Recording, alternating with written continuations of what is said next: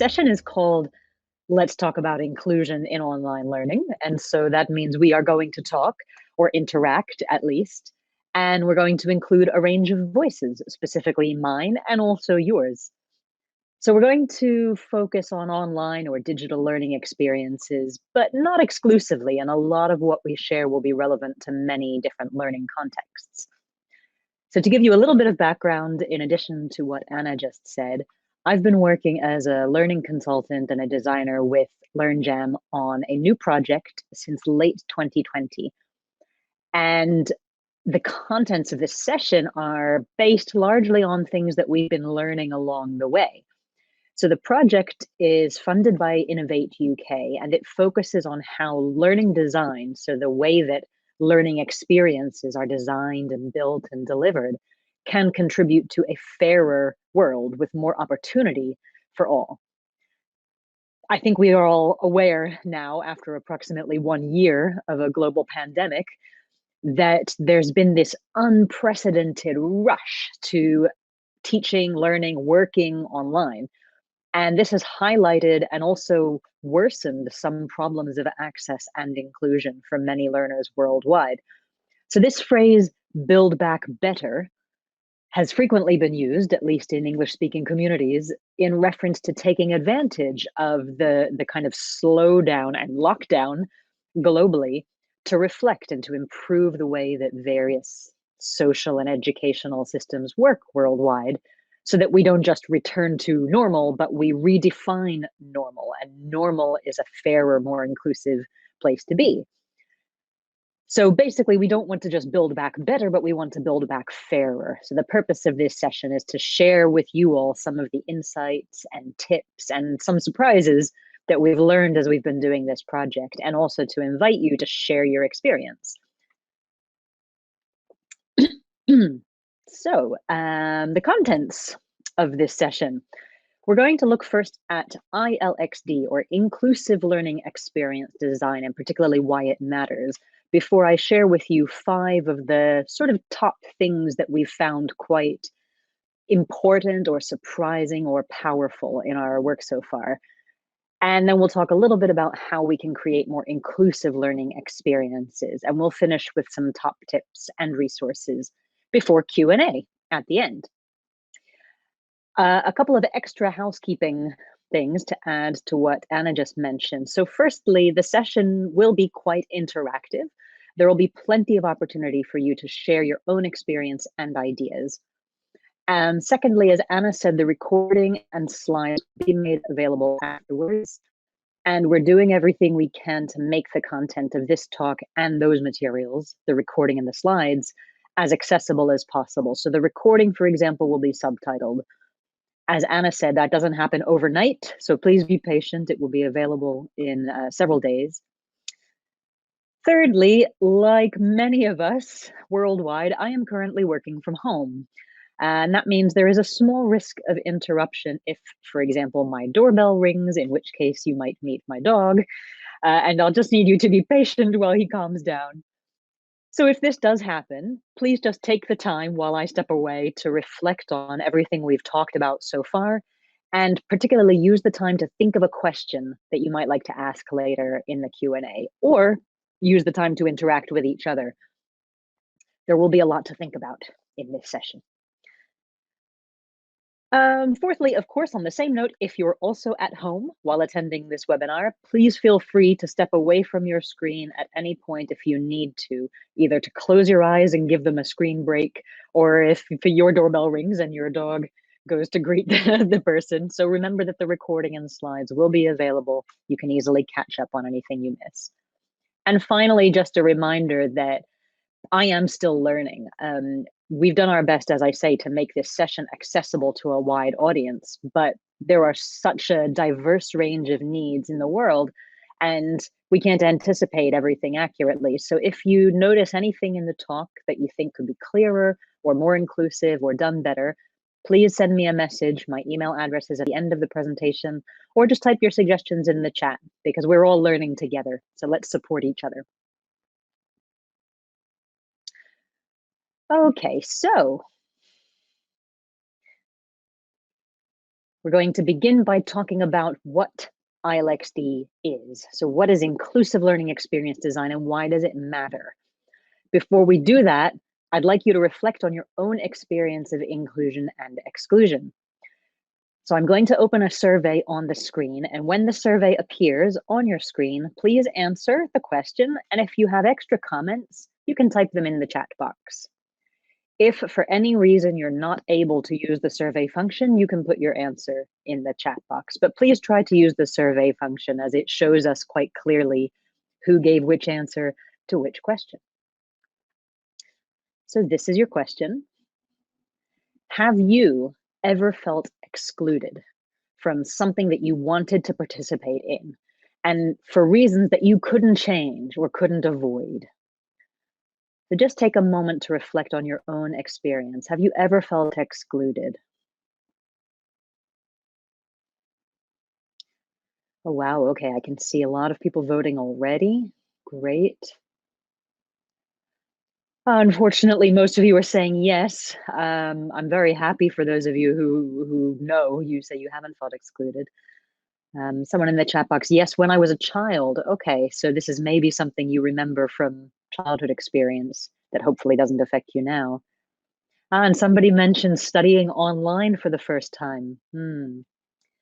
Doesn't this happen all the time? Somebody asks in the chat box. Well, yes, I would say it does happen all the time. And what we're here today to talk about is how to improve that situation so that people or fewer people feel excluded more of the time. Okay, I can see about a quarter of the attendees have voted now, and a quarter of the people who have voted are saying yes. Okay, yes, I have felt excluded in the past. A lot of you were mentioning sports at school. I'm sorry, that's seems to be a common theme. Okay, and some of you were talking about using your second language and feeling excluded. Very interesting. Living in a foreign country, I get that a lot. So this is something that's very relatable as an experience. Um, and that brings me nicely on to the next point in the presentation. So let me end the voting now. I'll share the results with you. You should be able to see now that about a third of you voted. And the majority of the people who voted, unfortunately, yes, have felt excluded at some point in their life. So let's go back to our slides. Okay. So to give you a little bit of background about this whole concept in this project, one of the things that we've found very interesting is what happens when you try to define inclusivity or inclusion or exclusion, because there's a lot of different definitions of what inclusion means. But universally, exclusion means being left out, feeling left out. So it's really a universal part of the human experience. Everybody knows, or most of us know, how it feels to be left out. And what it feels like to be included can be very different for all of us. But that feeling of being left out is a very relatable feeling for a lot of people.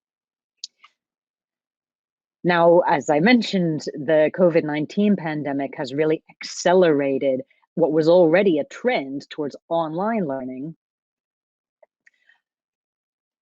And unfortunately, this has led to an increase, the exacerbation of issues of inequality and exclusion for a wide range of reasons. But there are many populations who are not able to simply move their learning and teaching online, or they can do so, but the conditions are not ideal and it's negatively affected their learning experience, as I'm sure many of us are aware, and probably why some of you are here now.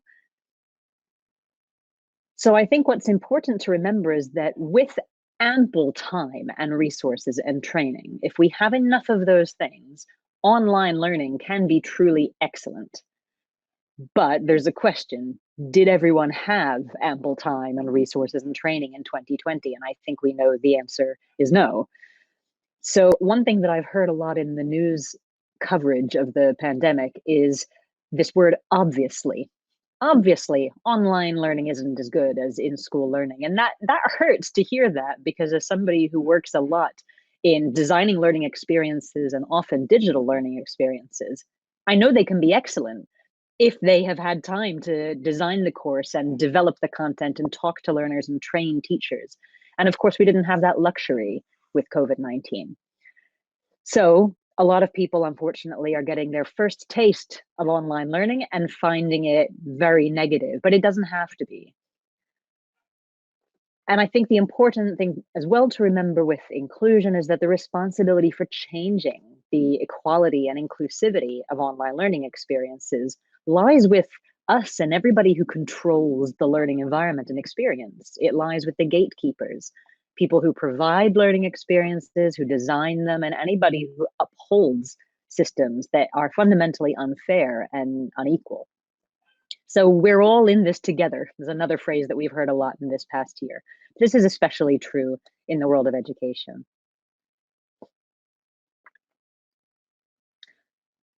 So let me share with you 5 of the things that we have found, as I said, particularly powerful, sometimes surprising and insightful about the world of inclusion, not only in online learning, but certainly through this project.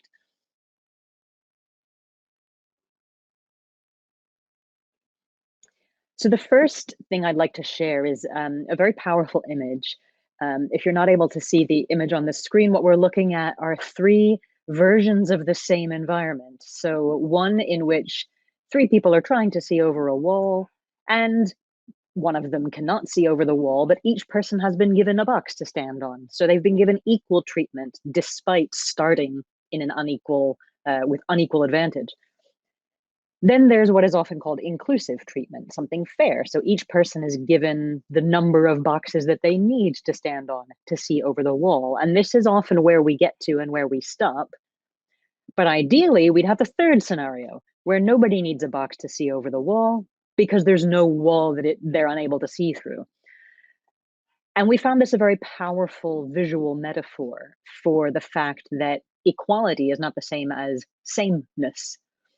And this is one of the first things that we've come to understand in the inclusivity project. So by showing differences like this in how access can be achieved, this illustrates beautifully how important it is to recognize and to embrace individual differences and not simply pretend that those differences are not there, or to offer precisely the same content and experience to everybody. So I think many of us believe, and I'm sure we have the best intentions, that we're achieving greater equality by saying very proudly, differences don't matter. And by asking, does my approach welcome everybody regardless of their background and circumstances? Yes. But actually, a better question to ask is probably something like, does my approach allow every learner to participate fully because the approach is informed by their backgrounds and their circumstances? So it's the difference between ignoring difference and embracing difference and recognizing that we are all different and have different needs, and that's okay. That's just the human condition. So the second thing that we learned through this project, and is actually a design principle from outside the world of learning, but that can absolutely apply to the world of learning, is the principle of design for one, extend to many. And this slide shows one of the most common examples that's given to talk about this principle, which is the notion or the concept of closed captioning. So adding subtitles to a video, to something on television, originally intended so that people with hearing loss could access the content by reading what was spoken instead of hearing it. But of course, an unintended benefit of this is that if you're sitting in a loud environment like the person in this photograph with a television playing and no sound, or you're not able to hear because of the environment, subtitles would also be helpful for you. Similarly, language learners developing their language skills by reading subtitles while listening. So this is just one example of the principle of designing for one context and extending to many. And I think it's a really nice example of how being inclusive as a starting point is going to benefit a lot more people. You just might not know who those people are yet. They might not know who they are yet. I'll show you another example of this, again, from outside the world of learning, but familiar to most of us, I think. So this is very common in city design, the concept of a dropped curb. So originally intended for wheelchair users to navigate more easily around the urban environment. But again, there are unintended benefits, kind of side effects, which are beneficial for other populations, such as people pushing children in a pushchair or a stroller, or people pulling luggage or shopping trolleys on wheels. So I think it's very important to remember that when we're designing inclusively, we often capture the needs of a much wider population than we'd originally imagined. And this is especially important in learning design because in addition to learners who know that they have particular access needs, such as a specific learning difficulty, there are also many learners who may have undiagnosed disabilities, which will affect their ability to access learning content. So we don't always know what we need. And as learning designers, as educators, we can't just wait until somebody explicitly tells us, I need this or I need that. We should design learning content and courses to be as accessible, as inclusive as possible in the first place. And then this will undoubtedly help a wider range of learners, just as a kind of fortunate coincidence.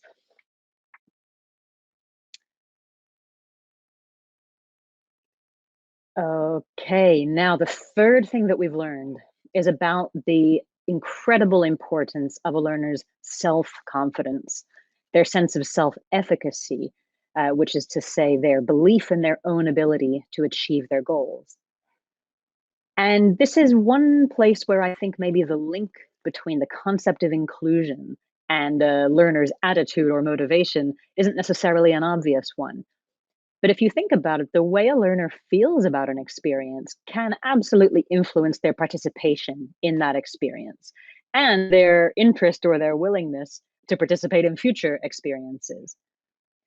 So, someone who is told, like it shows on this slide in this red speech bubble, whether directly or indirectly, someone who is told frequently that they don't have what it takes to enter a certain space is likely to begin believing that. And sometimes there's a mismatch between whether they really need something in order to belong or whether that's just the way the system is. And so they kind of encounter barriers before they really get a chance. I'm thinking, for example, of an employment context. Let's imagine somebody did not get a certain level or a grade in mathematics or English in school, and that means they're not eligible for a certain job. They may not even get to the application stage, let alone an interview or a second interview. And that can be the case even if the job they're applying for does not require mathematical skill.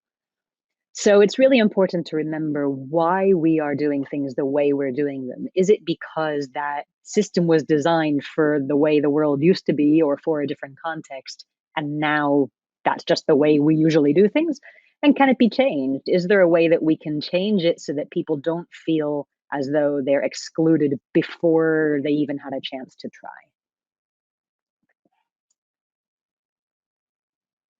Okay, so that is the third point about unfortunate self exclusion. So the fourth point is about the word neurodiversity. So this is a term that we hear a lot these days. And I think it's often mistakenly associated or even equated with particular neurological conditions, such as autism. But in fact, the term as used by specialists is more general. It's really just a part of everyday life. So in education, we often come across the concept that's shown or illustrated in the graphics on this slide of special educational needs, and how sometimes, again, through the best intentions, that word special is seized on and celebrated, and learners may be referred to as being super or having superpowers. But in fact, that concept itself, again, with the best of intentions, is potentially still damaging. It may seem positive at first, but it remains quite divisive.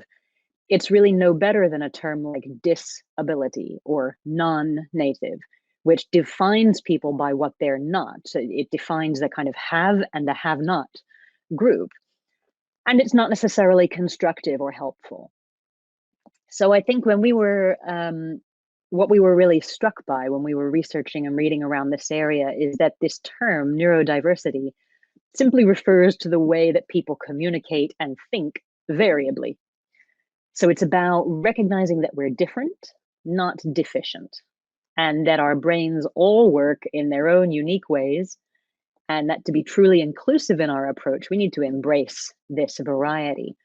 So in practical terms, this means recognizing neurodiversity in learning design as a positive in order to help learners identify their strengths and play to those strengths rather than feeling constrained by, for example, quite traditional teaching methods. And finally,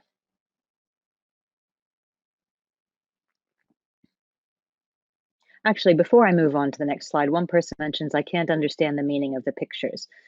So the pictures are intended to illustrate. The picture on the left about superpower concept shows you 8 learners, 2 of whom are sort of superheroes, perhaps because they have a special educational need. Whereas on the right-hand side, you can't see who has the special educational need because in fact, everybody is different. They all have a different appearance, a different need, a different mindset. One of them may have something that is diagnosed as a special educational need, but they will all have their own unique ways of thinking, ways of communicating. And that is the essence of neurodiversity. It's not about uh, excluding some people or picking some people out because they're different, even if we say that difference is a positive thing. I hope that clarifies your question slightly. And here is the 5th surprise from our research that I wanted to share with you, which is about being very careful about the assumptions that we make.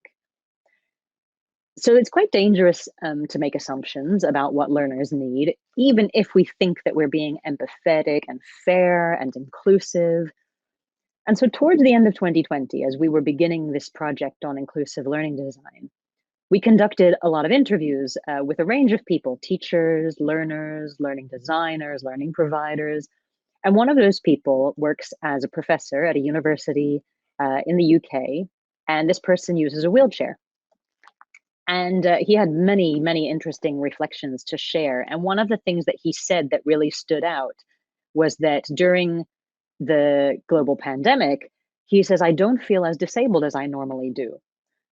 And he was pointing out that while many people have certainly experienced a greater degree of exclusion due to COVID-19 and moving their studies online, he's actually found the situation surprisingly beneficial in some ways. For example, now he does not have to navigate to and around the university buildings physically in order to teach, and those buildings don't accommodate his wheelchair very well.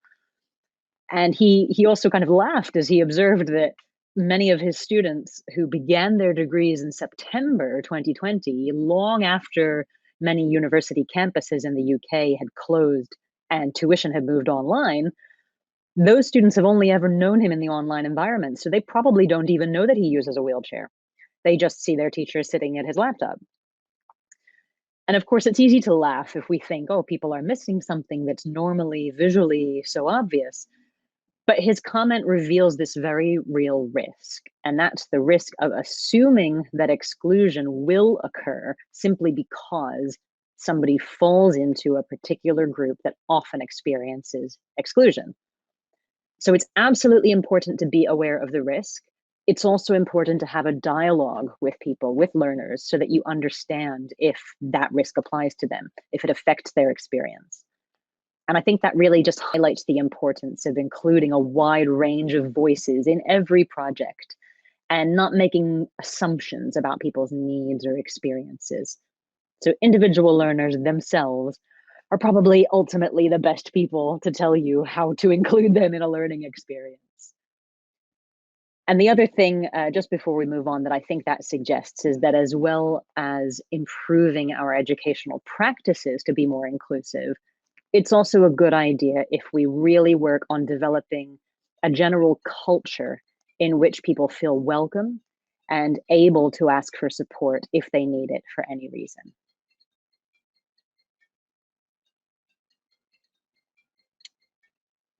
Okay, let's pause and just do a survey.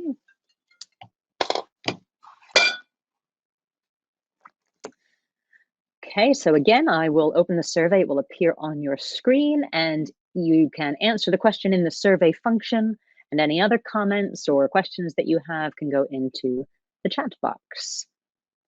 So what I'd like to know is, in your everyday work, is your work informed by learner differences, whatever those may be? This may be a tricky question to answer, so take a moment to think, and if you have other comments, please include them in the chat box.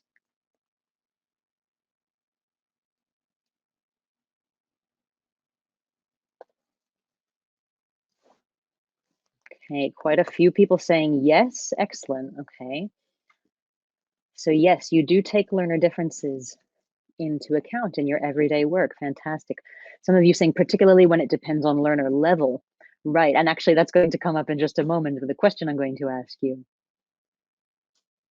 Okay, not always. It depends. That's interesting. Somebody in the chat saying it depends. It depends on what? I'm curious to know. Yes, but it is difficult. Well, absolutely. Absolutely.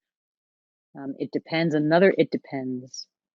And quite a few of you saying sometimes or partly or not always. So really interesting. I'd like to know more about what it is that makes the difference in terms of whether you can inform your work with learner differences in mind.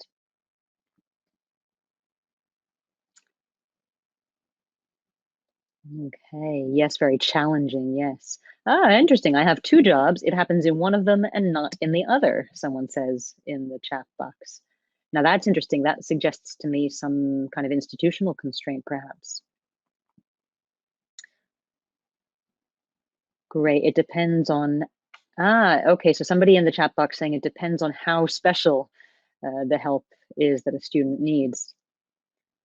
And I think that's a good point too. Again, sometimes we have the right intentions, we have the right idea, we have the motivation, but maybe we're not sure how to help, or we're not able to give exactly the help that someone needs.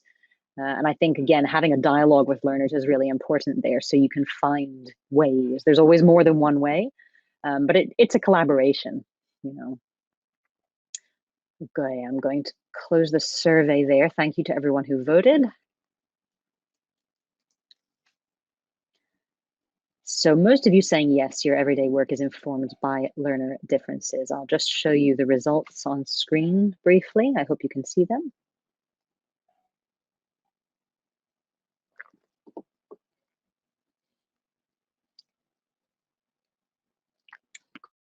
Lack of communication, some of you are mentioning in the chat box. Well, lack of communication, I think, is problematic in every relationship, and particularly students and teachers. Communication is really important so that we understand our learners' needs.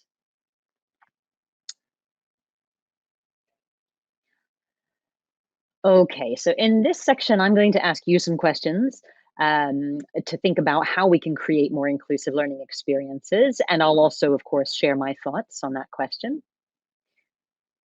So the first thing to mention, I suppose, is a kind of summary of what is it that affects a learning experience. And I would say that there are four broad dimensions. So there's the learners themselves and what they bring to the experience. Then there's the learner's environment, whether physical or digital. Then there's the learning content. What is it that they're learning? The tasks, the materials, and so on. And then, of course, there's how they are learning. How is the teaching happening? How is the learning happening? What modes are used? What methods are used? And these can influence the learning experience at many different levels. So I said I'm going to ask you some questions, and we'll see some of the different levels at which these factors operate. Sometimes it's a very micro level, something really immediately apparent. And sometimes it's a much broader thing, maybe something that doesn't even feel like it's about learning, but will certainly affect the learning experience. And often it's something in between. So let's look at some examples together. So I would like to know, and please add your thoughts in the chat box. One element of ILXD, or inclusive learning experience design, is a focus on the individual and their individual needs. Now, how do you feel this is different to a standard needs analysis process that teachers or educators often go through?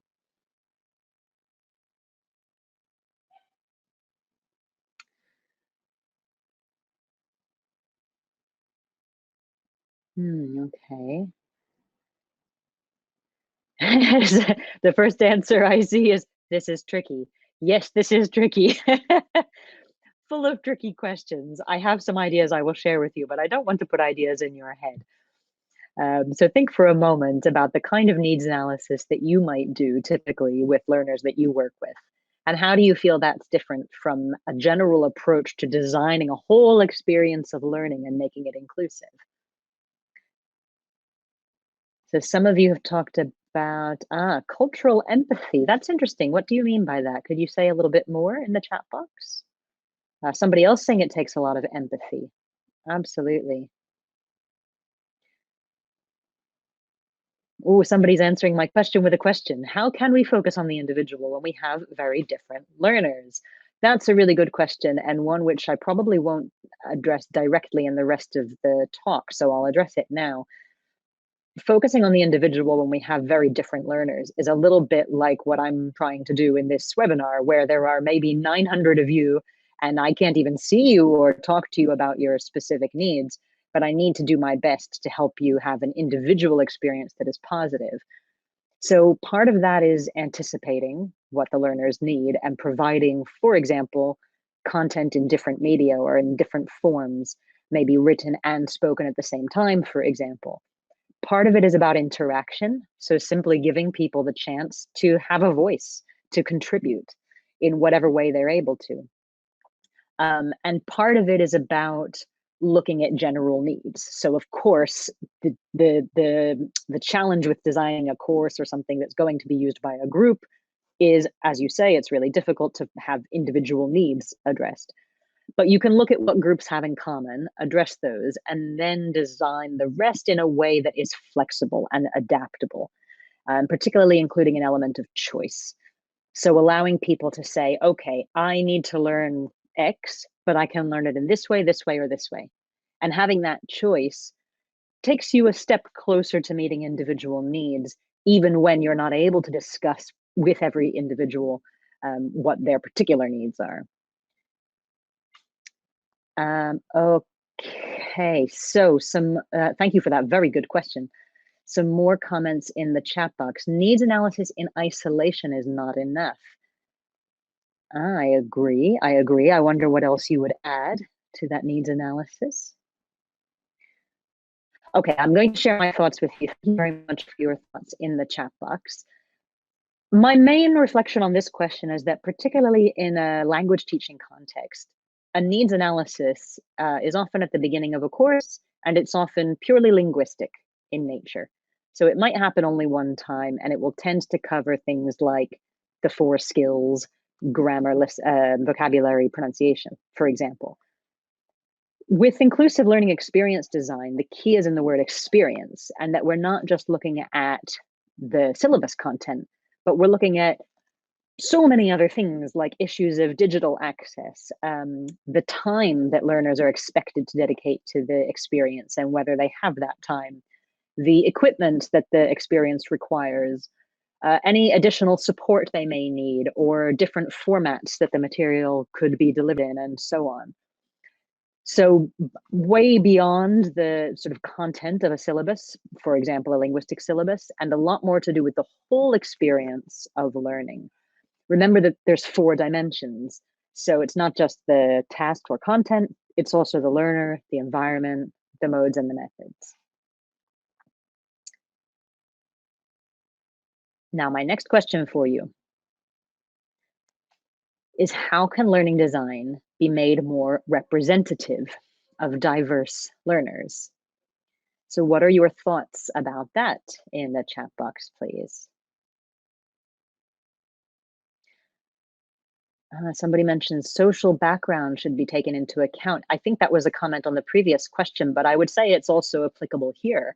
So representing diverse learners in material means representing people from different social backgrounds, perhaps social backgrounds that are different to the learners in a particular group, and perhaps social backgrounds that are similar to those learners that they can identify with.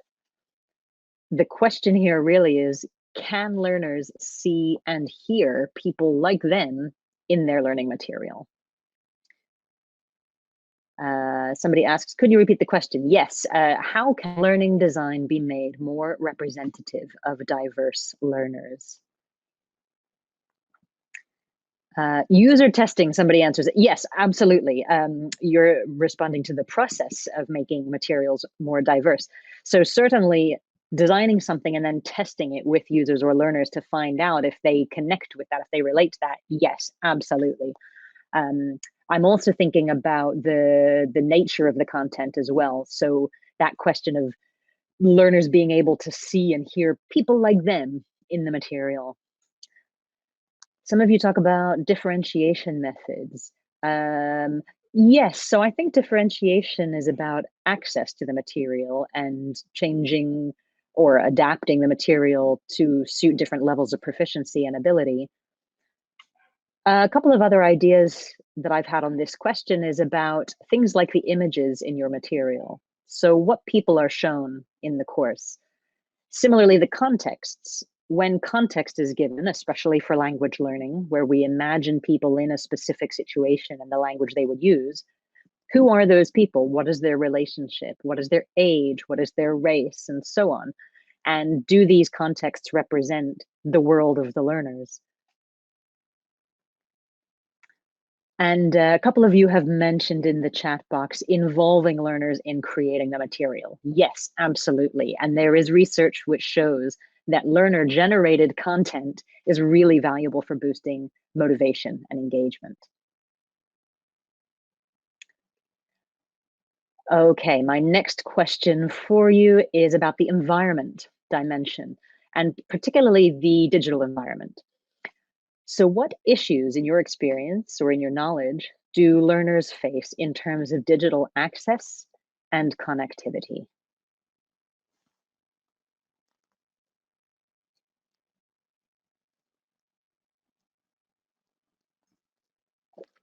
Okay, so power cuts, weather, spotty Wi-Fi, cost of internet, yes. Lack of internet connection, no internet access from home, technical issues, kids in the background, yes, absolutely. I don't know if you were able to hear my dog in the background. So the actual environment, not just within the digital material, but around, can be distracting, can be difficult to study within and difficult to work in. Unstable connections, usually. Some of you say, yes, no connection at all, no access at all. Absolutely, absolutely. Financial issues, somebody mentions only one device in the family. Yes, thank you. I'm glad somebody mentioned that. So even if you have a device that connects reliably to the internet and that is required for a course, it may be that you don't have that device at the time that your course is happening. Maybe you need to share the device with other members of a family, for example. No laptop, right, right. Lack of computers, okay. Lack of capacity in the phone. Yes, absolutely. That's another good point, is that sometimes the physical hardware is available to a learner, but the software or the capacity is not. And that can affect their ability to access a course. For example, loading material that is very heavy as file. Okay, super. You're mentioning so many great ideas. Yes, sometimes their microphones don't work. Absolutely. So again, sometimes it's just part of the technology that doesn't work. They feel that they're connected, they're there, they're present, and then some part of it doesn't work. So yes, absolutely, there are huge access issues worldwide in terms of digital access and connectivity. And this is one thing that has, of course, become very apparent due to COVID-19, and so many people forced to work or learn from home who normally would be able to go into a school or an institution to gain that access.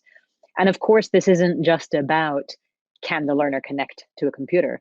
It's also about whether they feel comfortable admitting that. So there are social dimensions to a lack of access as well. It's not always simply technical. It may be that somebody, for whatever reason, doesn't feel comfortable saying aloud that they have issues with access and connectivity. And so, again, these are all reasons for what I mentioned before about generating a culture of communication and inclusivity, where learners feel able to talk at least to their teacher or somebody who can help them and support their learning experience in some way. Because we can anticipate some problems, but we can't anticipate everything. And even if we ask directly, people may not want to say. They may want to come to us in their own time when they're comfortable to do so.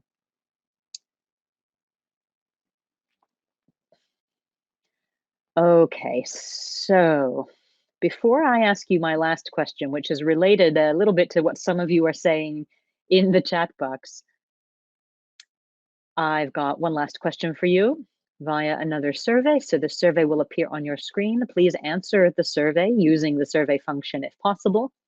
And if you have other comments or questions, you can type them in the chat box. Here comes the survey. So you should see a survey question on your screen, which says, if your learners are currently studying at home, is their home environment well set up for learning to the best of your knowledge? Okay, so as far as you know, is your learner's home environment well set up for learning? Okay, so just over 100 people have voted so far. The majority saying no, unfortunately. Some of you saying you don't know. Somebody in the chat box saying they are in bed. Does that mean you think they are or are not well set up for learning? Another person, sometimes I guess they connect while they're in bed. Mm. And again, I think this is part of having a dialogue with learners and helping them understand that you can have a kind of physical environment which doesn't really match the learning environment or social environment that you're trying to get them to engage with. And similarly, somebody mentioning in the chat box about using technology, having the setup, but maybe not for learning. Maybe they don't know how to use it for learning, or they didn't realize that was possible. And I think that's also a really important point to remember, is that there's no such thing as a digital native. That term is quite popular, but even the person who coined that term later said, actually, it's not an appropriate concept. You know, just because a learner is young and or comfortable with technology for social purposes does not mean that they will be comfortable using technology for learning. They may need training in how to do that and support. And yes, a lot of you are saying how it's not just about the technology, it's also the physical environment. So having other people in the room, other noise, other distractions. Absolutely. Okay, wonderful. So over a quarter of you have voted. Thank you very much. Unfortunately, the majority of you feel that your learner's home environment is not well set up for learning. And I think worldwide, that's been a very common experience in this past year.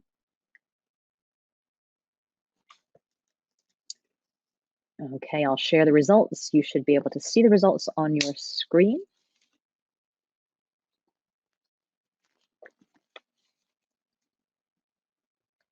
Okay. And let's go back to the presentation.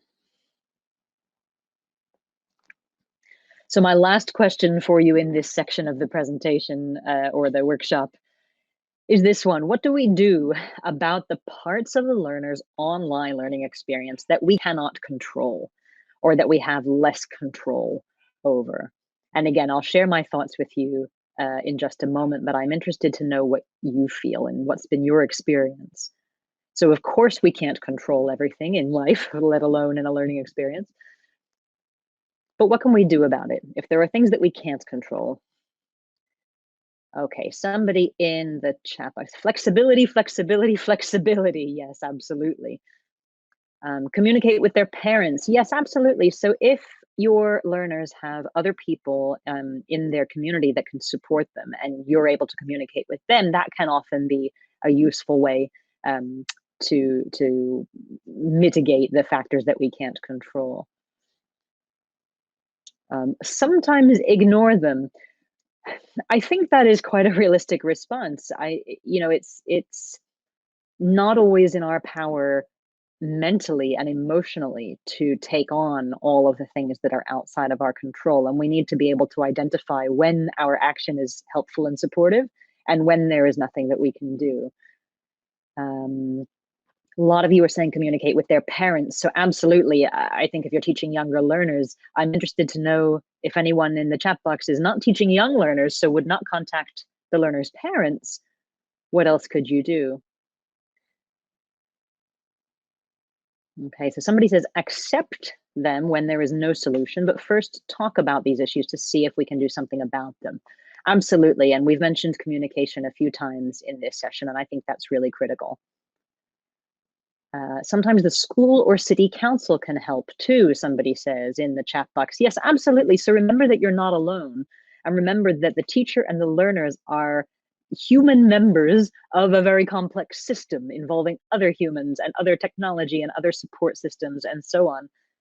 And this is one of the things that makes inclusion so difficult and challenging, is how complex it is. But it also means that there are often other people involved who can help in another way. And yes, patience, flexibility, take it easy, someone says in the chat box, definitely. Give specific rules that everybody in the group agreed to and can adapt. Yes, absolutely. So again, kind of negotiating or communicating with learners, I think that can make a big difference. Other things I would add to your suggestions, of course, there are always things that are outside our control. I think if we simply ignore them without thinking about them, then we are helping to maintain systems which are unfair and inequitable and inaccessible. So by being aware, the very first step is awareness. By being aware of how the things outside our control can affect learners, we can potentially put other things in place which will help them. So let's say, for example, we have a learner who does not have long, uninterrupted periods in which to study. Well, I can't suddenly give them the space and the quiet environment that they need, but I could possibly change the deadlines for my assignments to a window rather than a date so that they can plan their time. And then if they're interrupted or their internet cuts out or they're unable to meet a specific time on the clock, they have another day, which means that I still don't have control over their environment, but I do have control over their deadline. And so by being aware of one issue, I can try and balance it out with something else that is in my control. Okay, we're coming to the end of the session now. So I just like to show you a kind of framework that we're developing to try and map the complexity of this space. I've talked a lot about ILXD. I've talked about the 4 dimensions. So you have the kind of the who, the learner, the where, their environment, the what, the content, and the how, the sort of modes and the methods. This is very much a work in progress, but we're working on a framework to map this out and to show the complexity of all of these factors, where those 4 things are along the top. And then along the side, we've plotted the different levels at which these can have an effect. And those levels we're currently referring to as the very micro level. So what is it that's built into the learning experience itself? What do learners themselves bring to the experience? Then at a slightly higher level, what is it that's not built into the experience, but is still required in order for learners to participate fully? So things like reliable internet connection. And then a very meta level. So are there things which maybe seem unrelated to learning, but they will almost certainly affect the learner's experience? So let's say, for example, being cold or hungry or tired or sick or stressed. We might say, well, that's not specifically about learning, and yet it transcends everything the learner is doing, including their learning.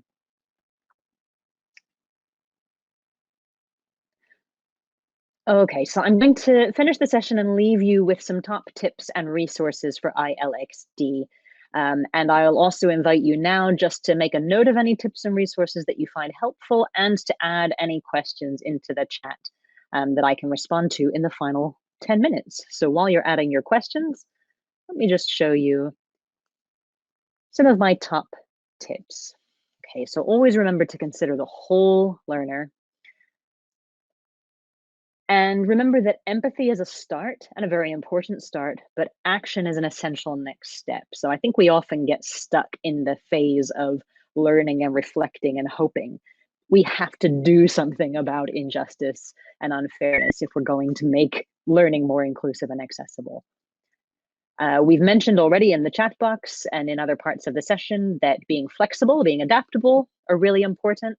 And one way that we can do this is by building choice and learner input into our course. Remember as well that everyone benefits from more inclusive practices. So if it feels like, this is really hard, there's only one student out of 100 who needs this, that may not actually be true. And what's surprising is that by trying to meet the needs of that one, you might help 50 of the others, and they could not have predicted that, and you could not have predicted that. So there's plenty of evidence to suggest that designing for one and extending to many is a really helpful principle, and not just in learning design. And finally, we need to remember that we are parts in a system, and we need to look at the whole system, not just its parts. So learning is just one part of the human experience, and the people in our classroom are fundamentally people before they are learners. So as much as we can do to challenge the whole system that we're part of that perpetuates exclusion and unfairness, as much as we can do to improve that, I think we all have a responsibility to do so. I can see some questions coming through in the chat. I'll leave you just with a couple of links. Again, remember that these slides will be made available to you later, so don't worry if you have not got time or ability at the moment to make a copy. But these are some things that I recommend reading more about if you're interested. One is the Universal Design for Learning Principles, developed by the CAST organization. One is a book called Mismatch, which talks a lot about the mismatches between the kind of experiences and the people who use them. And of course, we are learning, as I said at the beginning, we are still learning a lot about this, and we're blogging about the process as we go. And all of that information is available on the blog, and it will continue to be on the blog. Okay, I've got a couple of questions coming through. So somebody says, how can we create materials that are fair and inclusive? Is this similar to addressing differentiation? Oh, it's a very big question. Let me just move to my final slide, and I'll leave, that has my email address if anybody wants to get in touch before I address that question. So creating materials that are fair and inclusive is tricky, very tricky, probably more difficult for people creating materials for a global audience than for people creating materials for their own classroom, because there are many, many more people to consider. I think some of the principles of fair and inclusive materials have been covered in this session already. So we've talked a little bit about, the importance of representation, for example, showing learners people like them in their material, and providing material, and particularly for things like assessment and practice in different formats, so that we appreciate what it is that the learners are having to do in order to demonstrate their learning. And we can make adjustments so that we can see their learning and not simply judge how they do it. Yes, that is similar then to addressing differentiation, because we're trying to differentiate or take a different approach according to different needs, different pupils. But I think the term differentiation is often used in a slightly different way, and often to do with proficiency level. Another question somebody asks, how can we make our students feel comfortable and active if they are facing terrible problems at home, like losing their families to this illness? We can't control that. That is a really, really good question. I think that speaks to one of the top tips I just mentioned, which is about remembering the whole learner, never losing sight of the fact that people are dealing with all kinds of things that we don't see, and maybe they don't share, and we don't know about. And it's very difficult to anticipate everything they might need, or every feeling they might have.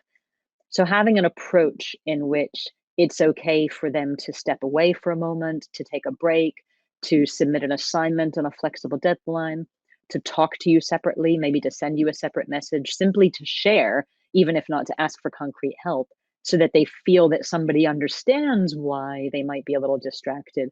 I think that's one of the most important things you can do, is simply be kind, be a supportive human before thinking about being a supportive teacher. I think also as well, for a lot of learners attending physical schools, so regardless of a pandemic, people are often escaping a home environment that is not supportive or not safe. And that's one of the really terrible consequences of the global lockdowns, is people who have been forced to spend all of their time at home in an environment that's not comfortable or not safe. Now, as you said in the question, we can't control that. But as far as possible, if we can make the online environment a space where the non-physical aspects feel safe and comfortable, where making mistakes, for example, does not result in extremely negative judgment, or being creative, expressing ideas, expressing one's identity is welcomed and safe, and where the learner feels like they are valued, I think that's one of the best ways we can provide a sort of mental and emotional escape for someone who is possibly having a difficult time at home. And if you have a learner who still turns up to class despite those circumstances, that already suggests that they're getting something from that experience, which is really valuable to them. Another question coming through. Do you know any tips for standardized test preparation addressed to students with impairments? The simple answer to that is no, I don't. But thank you for asking that question, because it's revealed a gap in my knowledge and I would like to find out. So let me make a note of your question. Okay, so standardized tests adapted for students with impairments.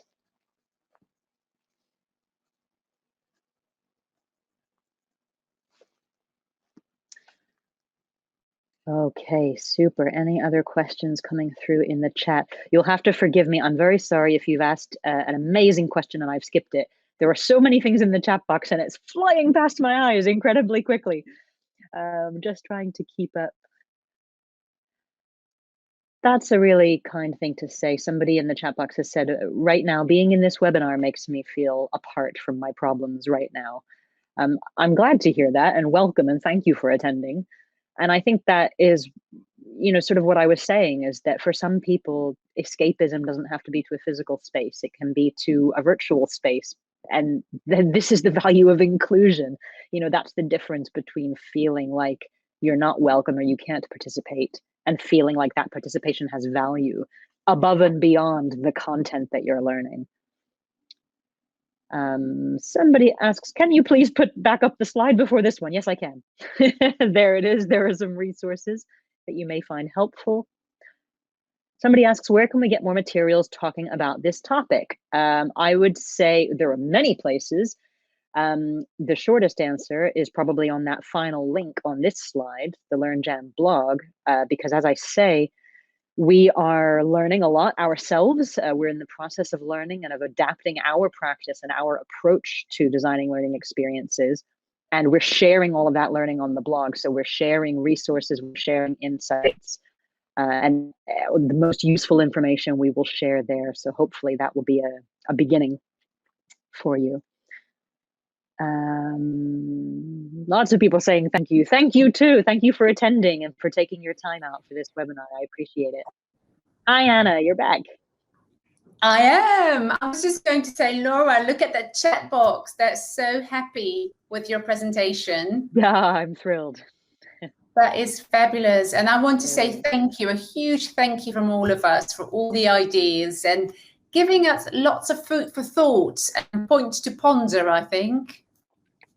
So I think it's a fascinating topic. I wish we had a whole festival on this topic, maybe next year.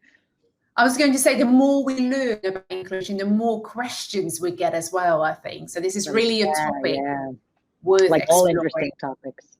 Yes, definitely. So, and thank you to all the teachers, because everybody has been super attentive, super active in the chat box, and it's always nice to see that interaction happening, and very nice to hear that you all felt included in this webinar. And that's what it's about in these difficult times, right? To feel part of that group, because like Laura said, empathy and kindness, that is so important. So absolutely. Absolutely. And thank you very much for including me in your Global Teachers Festival. Thank you to Macmillan for hosting. And thanks to everyone who attended and shared your ideas. It's been fantastic.